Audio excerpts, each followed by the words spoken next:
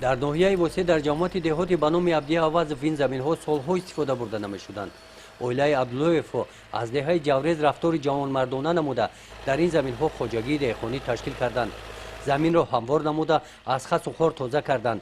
اینک سال دیوم می شود که در مساحت 4 هکتار زمین کشت پنبه‌دانه گذرانده حاصل خوب به دست می‌آورند. امسال در ناحیه یکی از اولین ها شده با کشت پنبه‌دانه شروع نمودند. این زمین در دوره پیش زمین کاتگوریش وزمین بود.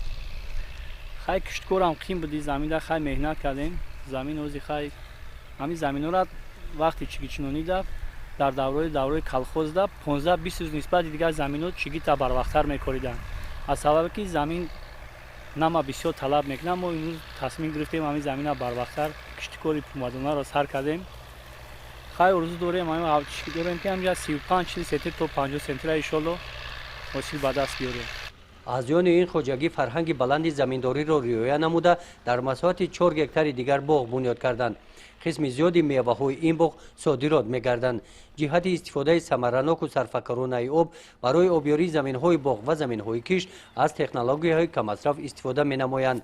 همینطور خواجگیداران با استفاده زمین‌های یک وقت‌ها بکار خوابیده موفق به آن گردیدند که جای‌های کاری موسمی تشکیل نموده در تامین بازار استعمالی محصولات‌های کشاورزی را افزون گردانند.